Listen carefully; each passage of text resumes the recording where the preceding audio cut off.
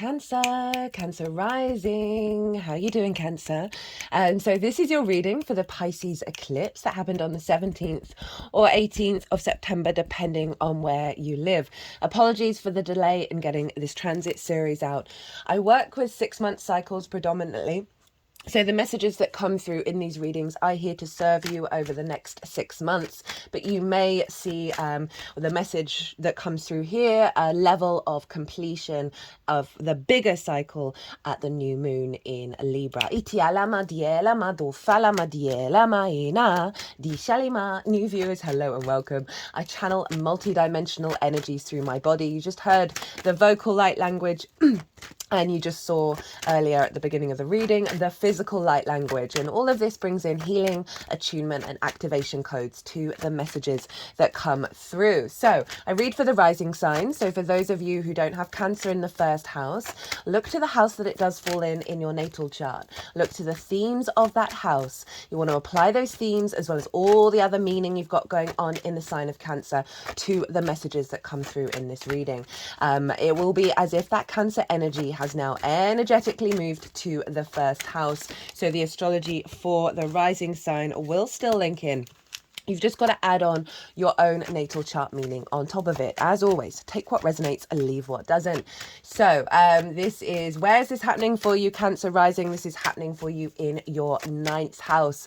This is the house of the gods. And so this is about your big picture perspectives. It's about your morals, your ethics, your philosophies, your connection to book, religion, source, nature, science, all of those matrices that are bigger than you, that you know that you're a part of, and figuring out how you connect to it all.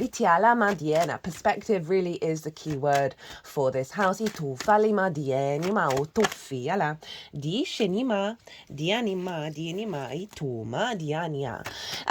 am pulling cards for 2 different piles. The first pile is for the most integrated and expansive intention of this eclipse for you, my lovely Cancers.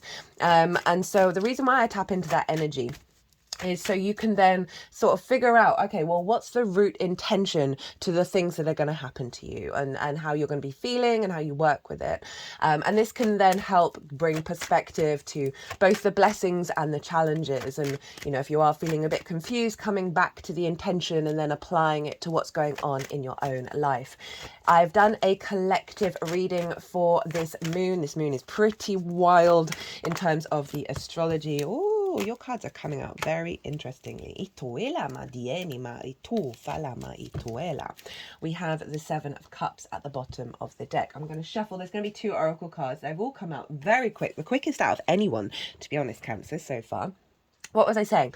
Oh yeah, I've done a collective reading, and this is where I've broken down the astrology in way more detail. Now, whereas pile 1 is the most integrated and expansive intention for the Cancer family, the collective reading is a collective intention, and so it can give you an even deeper understanding about what's showing up here. Also did a collective tarot in that video. Lots of cups came out. It was a very beautiful energy.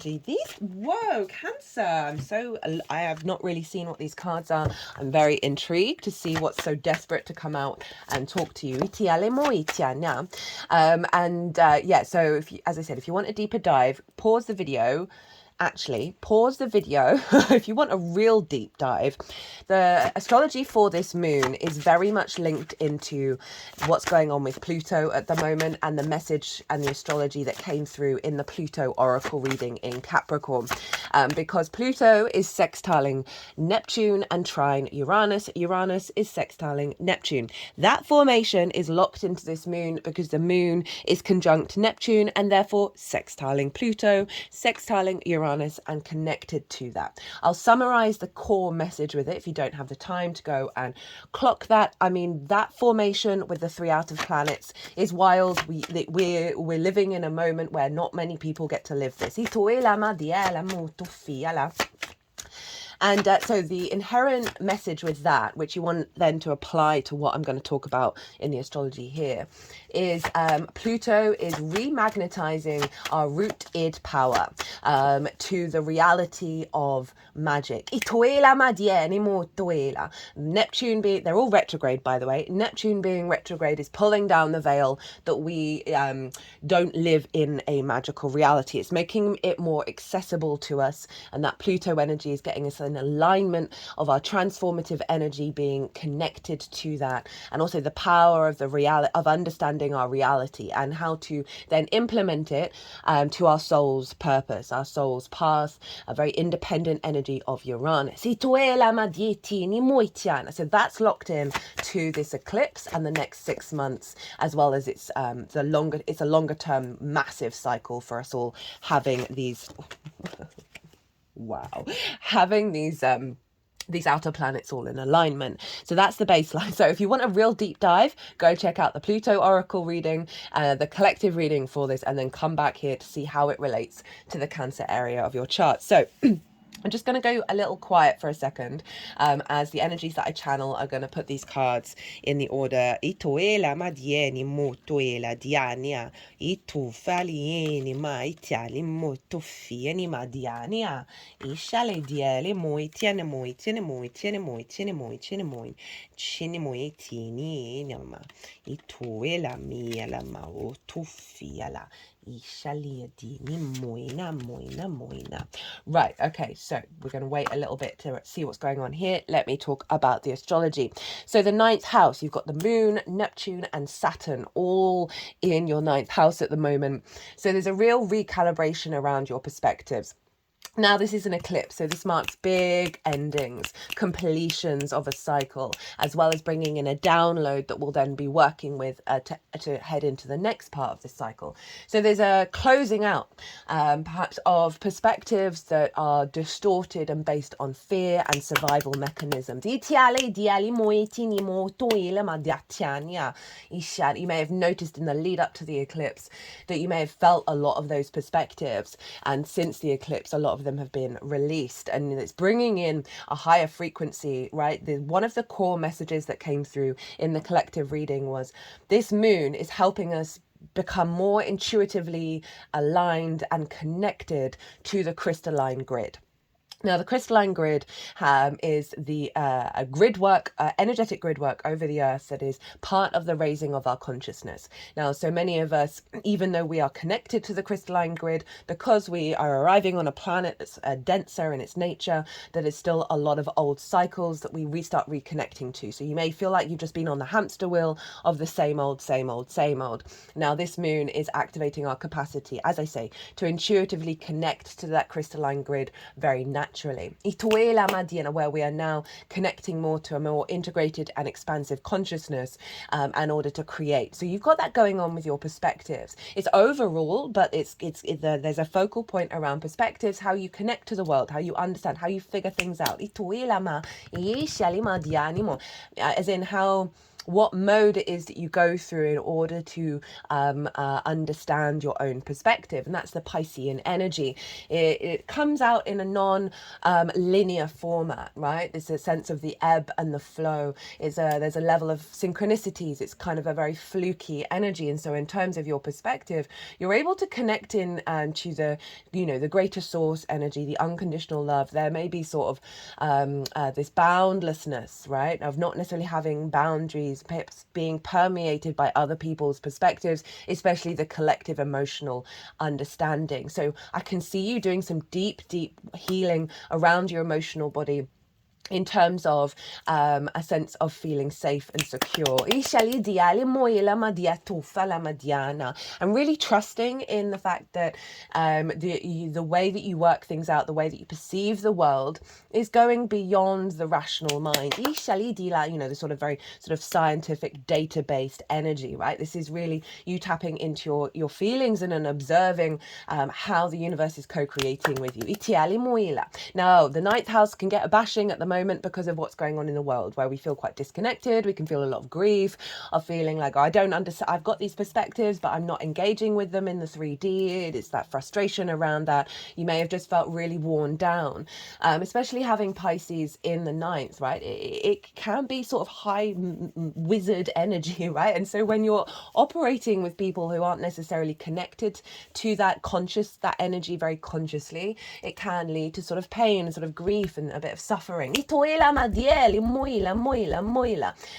And so there's a release of a lot of that, and then an elevation of your capacity to work with this magic in a way that is uplifting your understanding of how you're connecting to the matrices, and really releasing a lot of weight and a lot of heaviness. That's the Saturn retrograde going on, that you're recalibrating to the more an integral maturity around how you perceive the world, and Neptune is helping pulling down a lot of veils around perhaps some distortions of how you perceive based on your early years or ancestors or previous soul lifetimes, right? So it's a big clearing. Now the Sun and Mercury and Vesta are all over in the sign of Virgo. And so this is where we get the opposition. This is where we get, obviously, the full moon by the Sun and the Moon being opposite one another. And this is all going on in your third house. Your third house is the house of the goddess. This is where we bring our big picture philosophies and our perspectives into our day-to-day. How do we find meaning? How do we apply that into our day-to-day? I love the third house. It's all about, as I say, your local environment, the things you do on a day-to-day basis. It can be seen as quite a mundane house, but I find the more that we find meaning in the little things, in the washing up, the more that we are able to then access source. It's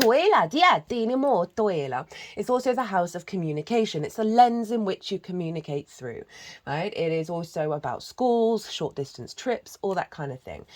So the Sun and Mercury and Vesta are all there. And so there's a real sense of, it can highlight where things are out of balance, of you being able to communicate those very undulating, dreamlike perspectives in your day-to-day, right? So there may have been some wounds around that, of your ability to get that out. And I really see this full moon really accentuating your capacity to do so with what's going on. Now, Jupiter traditionally rules Pisces. So what's going on with Jupiter is influencing what's going on with this moon, and Jupiter is over in your 12th house, your hidden house, your house of mysteries, right? This is a difficult house. It's also a very magical house, but the unconscious spaces lie here, and in those unconscious spaces can be trauma responses and limiting beliefs, anxiety, depression, loss, grief. This is a great transit for you, Cancer risings, Jupiter moving through the 12th, because you're getting a deeper wisdom around those difficult energies, right? It's really integrating and having a higher level of faith around working with all of that. Go check out the Jupiter and Gemini transit series. Love that. And that can help you with Jupiter really being a very strong support for you in terms of those difficult energies. Now, Jupiter's affecting the perspectives. So there's an alignment here, a raising up of your unconscious spaces, releasing, as I said earlier, trauma responses in terms of your perspectives that we can get from our parents, from, as I say, ancestors, past life, that are all in our unconscious space. I feel like Jupiter's going to help clear any blockages from you accessing the magic of your soul, because that is what's underneath all of those layers. And that's the powerhouse. Gemini is actually your powerhouse, and it's a cosmic joke of the universe planting all those difficult energies on top of it. So I can really see a combination of a shift and a change to build beyond those limiting beliefs and incorporate the magic of your soul, this sense of curiosity and openness and playfulness into your perspectives. It's lightening the load of what's going on in Pisces. Now, Mercury rules Gemini. So we want to look to where Mercury is, because Mercury's influencing Jupiter, therefore influencing this moon. And as I already said, Mercury's over in the sign of Virgo. It rules Virgo. It's in exaltation in Virgo. That means the qualities of Mercury are raised on high. Mercury is ruling the whole chart, by the way. So even though this is a Pisces moon, it has been, the whole chart is being pulled back to Mercury. And so this, for me, really feels like your capacity to facilitate and collect the information, messages, downloads around the new perspectives and be able to communicate them and really be able to alleviate the Virgoan energy. Go check out the Virgo new moon. It's that frequency is applied here as well. of letting go of needing to know all the details. There's an element of surrender and trust with this moon. Virgo is very good at facilitating in the 3D world, and that Mercury energy is getting an alignment with, okay, I can breathe, I can surrender, I can trust, because I'm in my power, and I can have a trust that the universe is going to show me the information that I need when I need it, and I don't have to have all the information at the get-go. So there's something about releasing control over the details and your capacity to be able to bring that very, it's not that Pisces isn't detailed orientated, it's just there is a more it's more sort of the metaphor, it's more the haiku than it is here's all the details. It's your, through the imagination, through the creativity of intuitively connecting to the information rather than hearing all the details themselves. So this is realigning and helping you be able to bring that in to the way that you communicate. Now you want to apply that theme of the transmuting power and understanding the power of the magical reality, and that being in alignment with where you're headed and what you're doing in terms of Uranus. That's very forward thinking. You want to apply that and realize, okay, this is part of the goal. Now there's another really cool thing going on at the time of that eclipse, and Venus was opposite Chiron in the sign of Aries and Libra respectively. Now what I like about this is Libra's ruling the South Node. Sorry, Venus is ruling the South Node. She's in her own sign. She's really powerful. And so even though this is an eclipse in Pisces, the nodes are still in Aries and Libra. So it's like a bridge between the next nodal cycle and the one that we're currently in. And so the fact that we've got Venus and then Chiron over in Aries, bringing in that Aries Libra dynamic that we've been working in, I think is really lovely. Now, the Venus Chiron opposition, this can see over the next 6 months wounds that have affected autonomy and independence and the sense of self coming from the feminine energy. Now, that isn't sex specific. We have it within all of us. And so this may be people in your life. This may be internally that is just going to potentially bring up wounds around the I am of it all. And so this can be, for some of you, it may be very slight, it may be very loud, and just trust and know this is helping really get into solidity around the harmonization between Libra and Aries, right? By bringing those wounds up in order to find balance with it. That's the Venusian energy. Now you have Aries over in the 10th house of your life purpose, career, and visibility and reputation. So Chiron for me in Aries just generally is about healing the wounds that we've faced in this lifetime and previous, and ancestral wounds around heading into new territory. Aries is the first one into the breach, right? But so often we may have experienced things like that and received wounds, whether it's, you know, physical, emotional, spiritual, whatever it is. That Chiron energy, the master teacher, the wounded healer, is helping elevate the wound into wisdom. And it's retrograde, so it's revisiting wounds from the past. And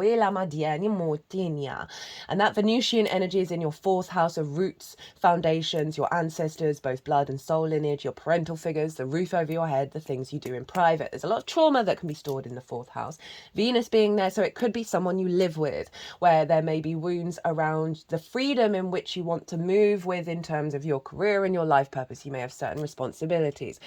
That, as I said, not for everybody. That's only one side point of the Venus opposition with Chiron.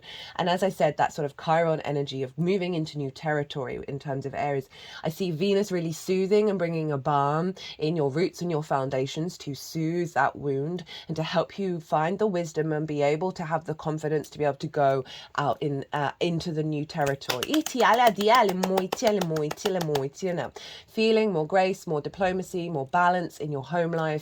That is helping you step forward into your new path in alignment with this perspective that is elevating your capacity to bring in an understanding that is going to facilitate you being in your own power, right? Perspectives affect everything. So there's a combination here of that Aries, Libra, and the Pisces, Virgo energy of being able to communicate and understand your own perspectives and be able to put them into practice in the day-to-day, which is then giving you more space and energy and ease because you're more in alignment alignment with your perspectives is then going to give you a clarity of where you're going, and also how you communicate to others in terms of your life purpose. Right. Now, let's get into the tarot. So, I think I told you what pile 2 was. Well, anyway, this is the most integrated and expansive intention, as I already said, and this is how to work with it. So, my lovely Cancers, we have the 5 of Cups in reverse, the 10 of Wands in reverse, the 2 of Wands, and the Devil. I'm really liking this vibe. Okay, so this is all about perspectives, remember. Ninth house is also about mastering something that you've been learning for a while. It's about sharing that information because it's about teaching, sharing perspectives. It's also about going and living somewhere for a longish period of time that is unfamiliar to you in order to broaden your perspectives. It's often linked into foreign travel. So I just thought I'd mention those other key points. Got the 5 of Cups in reverse and the 10 of Wands. Now, so this is the intention of this eclipse, is to release these, right? This is grief. There's a heaviness. There's a lack of flow, a lack of abundance. Those 3 of Cups fallen over. And the 3 of Cups is 3 people all in alignment with one another. They are appreciating one another. So there's something around your perspectives not quite being received in a way that's emotionally fulfilling your needs, or your ability to be in flow when you're communicating those perspectives. There may be, this sense of, as I said, the 9th house is getting a bit of a bashing for everyone at the moment because we can feel very disconnected from it. We can be in such big grief around what's going on in the world, especially having a water sign in the 9th. It makes you very much more emotionally connected to all of that. And so I love that this is showing up in reverse for the intention of this eclipse. Same with the 10 of Wands. Now, the 10 of Wands in the upright is kind of like the beast of burden. I always associate it with the donkey. Right? In my old job, my nickname was Donkey because I would just get on and do all the things, do all the heavy lifting, and do it all by myself. Right. Even when I sort of advanced up, I was still being called Donkey by my boss, and it was like, oh, okay, all right. But there is this element of I'm going to do the things that I need to do, but there's a weight, there's a toll on it, right? There's less and less donkeys anymore. They're getting eaten up. I can't remember by which country, but this there's a sadness, there's a melancholy to the donkey because it does, there's a sense of it's only appreciated for being able to do all the heavy lifting. And so in terms of the perspectives, this can be in the upright, because I'm assuming that these are in the upright because the intention is to release them, right? This is like, I always like to associate this card as well with Atlas, right? Atlas held the world on their back, right? So there's a sense of a weight on your shoulders. Look, they're hunched over. They can't even see it's a beautiful day. So this is about a recalibration around your perspective of not seeing your existence and how you perceive things as heavy. And there's also a solarity. There's being by yourself, right? They're 2 figures. They're both by themselves of, there is a sense of there isn't the same connection or resonance with others and connecting with others in that way of around your perspectives and being able to share them in a way that doesn't feel heavy. Both of these cards are heavy when they're in the upright. So that's a beautiful intention of this eclipse. Remember, it's a bridge for when the nodes change signs in January. We've got the 2 of Wands, and this is long-term manifestation energy. This figure is getting the lay of the new land, right? They know that they're going to be embarking on a new journey, but in order to be fully prepared for it, they've got to observe the environment that they're in. They've got to really deepen their skill set, their wisdom, their understanding of their resources, right? So in terms of this is perspectives, right? And so this is you got the world in your hand here as well, of like, you're going to be going out in the world, but you need to sort of recalibrate to realizing, you're in a different situation now with all of this, right? You are releasing old paradigms. And you are going to be embarking on a new journey, but this moon has the intention of getting you just to slow down in order for you to integrate. It's very important to integrate, and by doing so you're going to be embarking on a whole new journey as you enter the world, right? As I said, 9th house can be about foreign travel. So there may be for some of you something around that. We then have the Devil. This is Capricorn energy. And I am not getting the traditional sort of negative energy around the Devil here. The Devil for me is, okay, before the Christians turned the horned god into the devil. It was Pan. It was the horned gods in many earth traditions, and that represented the masculine fertility energy to create in the 3D realm. It was very potent and very powerful. And so I very often feel that energy coming from this card of you being able to create in the 3D realm now, coming into your power, into your capacity to manifest, because your perspectives have upgraded, right? There's no longer this sense of grief and weight, of never feeling the joy, of never feeling the completion. This figure constantly feels like they're not getting home. They're not, the job isn't ever done. And so what I feel is this a real empowerment coming in here. This is also your 7th house. This is opposite your sign, Cancer, and it's about one-to-one relationships.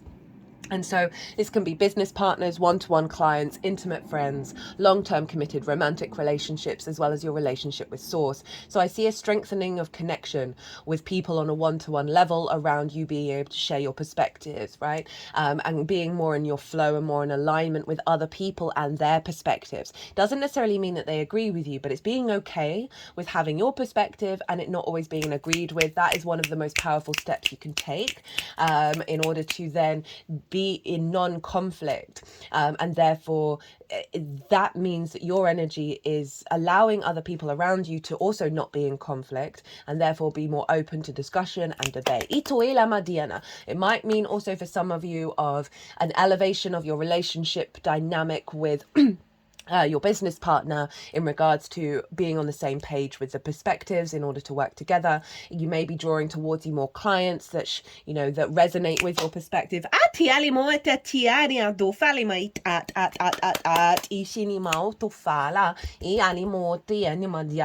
as well as elevating your connection with source and your connection, if you're in a long-term committed romantic partner, elevating that and drawing towards you individuals who are more in kinship. We have the 7 of Cups at the bottom of the deck, and I love this card for you, Cancer, because this is about breaking out of the rationale, right? There's a very dreamlike state here, a fantasy state here, and this is saying, this is drawing in perspectives that are beyond our rationale frequency as a collective. For me, it's also the channeling card, right? And so we're all channelers, we just do it in our own unique way. So there's something around you being able to access the magic and access the unseen realms in a way that you're able to draw that into your perspectives on unconscious and conscious level. So again, stepping out of that grief, out of that 10 of Wands, which is sort of very limited in the old frameworks, and accessing the capacity to expand and be more curious and open to different ideas and different qualities. That is more linked into the frequency of expansion rather than being in the old spaces. So how to amplify this energy, right? How to really work with it. We have the 5 of Cups, the 7 of Wands, the 10 of Swords, and the Queen of Swords. Now, this is a powerhouse. This whole reading is pretty hardcore, Cancer. Can't get around that. You are ruled by the moon, and therefore the eclipses are always going to have a bit more of a significance for you than the other rising signs. And also, those of you who don't have it as a rising sign, if you've got the sun, moon, strong placements in Cancer, Cancer in general is always being influenced by eclipses. So wherever it falls in your chart, it's always getting bombarded by eclipses. So I'm not surprised that this is shown up. And it's very much these are all there's a lot of difficult cards here, and it really does show the testament of the elevation of what's going to be happening with this eclipse cycle. Before I go on, I forgot to mention, you see all these oracle cards. I always pull them before the beginning of any transit. There's, out of the 3 decks that I've used probably the most, 2 of which I've used for every single lunation transit. The other one I've had recently, but I've been using it constantly. Have all cards that came out of those decks have never come out in these readings on my channel, in readings for clients as well, not once. So that's just a testament to the energy that's coming through that is quite significant because it's not shown up before. So 5 of Pentacles, scarcity complex, left out in the cold, feeling isolated, not supported, not connected to source, right? They are outside a church. In the olden days, all churches used to be open. They're not going in, right? right? So they're not seeking that support. There's a sense of, as I say, a scarcity mindset, a fear mindset. We can get stuck in that loop.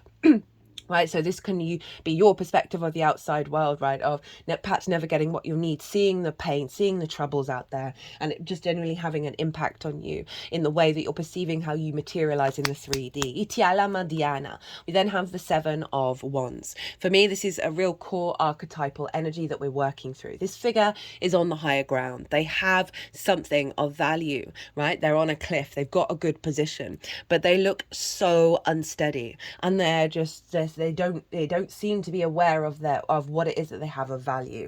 And so this could be that you've just felt like you've always had to be in competition. You've always had to fight to get your perspective across, and at the same time that's created a level of unsteadiness about how you're perceiving the world, right? You know, being in competition, being in a scarcity mindset, rather than truly knowing that your perspectives are yours. It doesn't really matter if anybody else agrees with them. And obviously I say that with, you know, do no harm, consent, all that kind of thing. You know what I'm talking about. 10 of Swords. So this is about feeling immobilized. This is about deep karmic wounds that come from perspectives.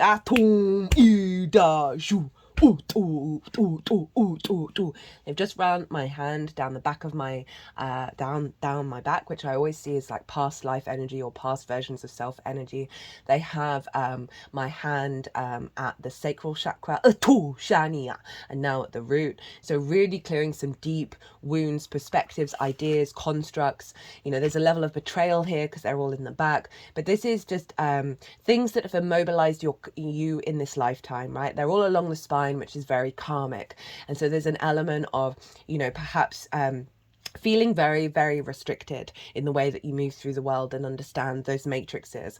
But there is a light at the end of the tunnel, always with the 10 of Swords. It's also this kind of acknowledgement that because of the density in which we've incarnated so many times, there's layers of difficulties that actually serve as being the master teacher. The hand gesture on here, because my hand is like that at the root, is really clearing out a lot of energy here. You see the hand gesture, it's the same hand gesture as the Hierophant. So there's something about deep wisdom that we learn through going through levels of immobilization.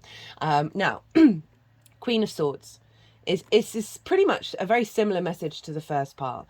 Queen of Swords acknowledges that she's been through some difficult times. You see all those clouds, they're still there, but her head is above, it's clear. She has one bird above her crown. She's getting messages and downloads and inspiration through her crown chakra. She is open to receive and cultivate a new perspective of realizing, okay, no, my head, I'm out of the difficult times. I don't deny them. I'm still very objective about them, and I'm able to cultivate and bring nuance and depth to a new perspective. As I said, her hand is outstretched to receive, right? To enter into a new engagement with her perspectives that's in alignment with the new future that she's engaging in, right? So this is calling you to engage in the Queen of Swords when it comes to this. It's calling you to look at these things within yourself. And this is saying you are out of the difficult times. And it's about the integration process in order to get you to truly understand that. But it is calling you to focus on those things with the objective mindset. The Queen of Swords, very cool, calm, collected, very objective. Remember that Venus energy over in Libra, the balance, through objectivity and empathy, right? And you might want to do some meditations with your crown chakra as well to help get support from source. Right. So remember what I was saying throughout the reading. Out of all the readings I've done so far, no other sign the cards were just coming out. So we have a lay of the land, ancestral wisdom, and illumination. Right, I'm going to see, I've only still got one hand because they really are quite insistent on doing some and I just feel a throbbing around the area of energy coming to the surface. And then I'm moving the hand up and down from the root to the solar plexus. I'm just going to finish doing this before I get into the oracles. Now both of the hands are there.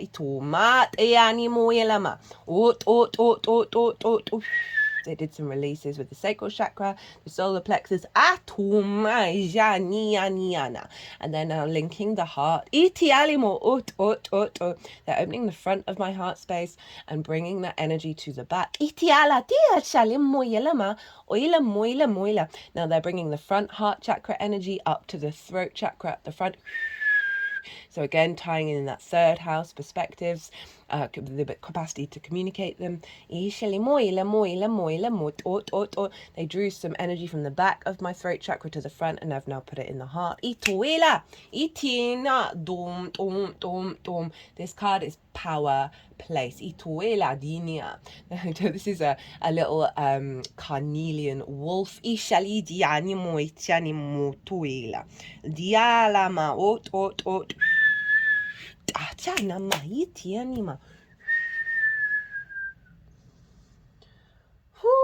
Okay, right.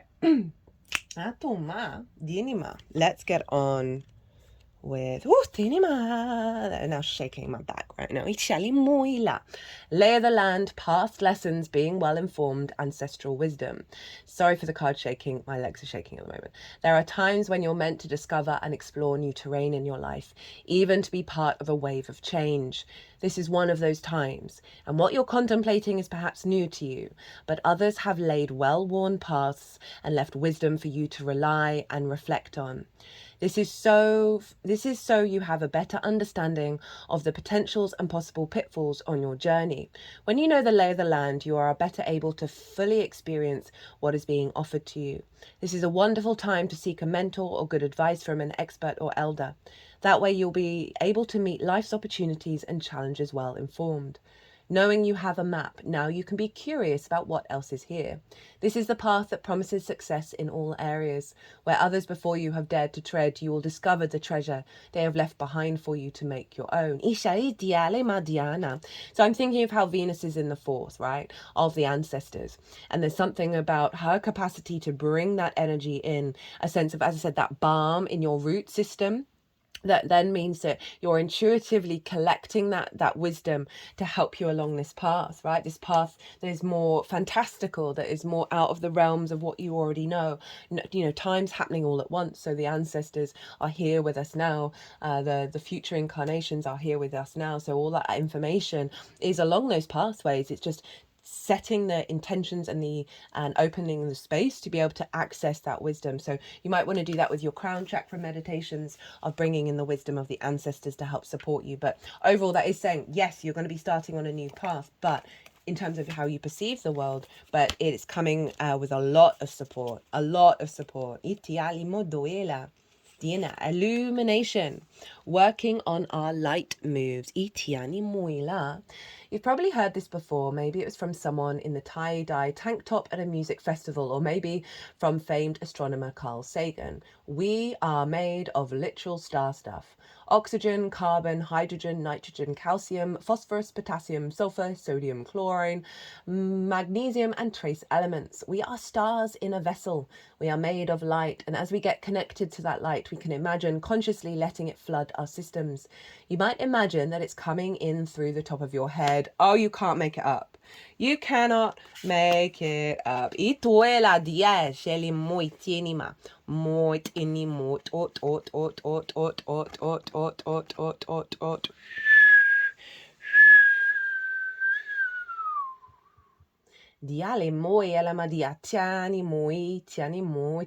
was I? From somewhere beyond the stars. You might imagine that it's like water and it's moving through you like a wave. Hello, Pisces. Imagine that can be a great thing to add on to connecting to your higher self, is bring in the wave, the undulating waves of Pisces. I like that. Imagine what parts of your body or life may need to be illuminated with the light of infinite knowledge and unconditional love. That's a beautiful perspective to bring in. I really like that the setting an intention around that. And that ties in with the wisdom of the ancestors as well. Take a moment in your day for the next week to acknowledge the science of your being and fuel yourself with the light of the stars. You may want to try this at different times of the day to experience how it impacts your energy. Watch what comes through as you intentionally plug into the light of creation. Well, Cancer. I hope this resonated. If it did, or if you just enjoyed it, it would bring me great joy if you hit that like button. If you want a personal reading, my details are everywhere. But other than that, Cancer, be good to yourselves, be good to those around you, safe travels, and be well until we meet again.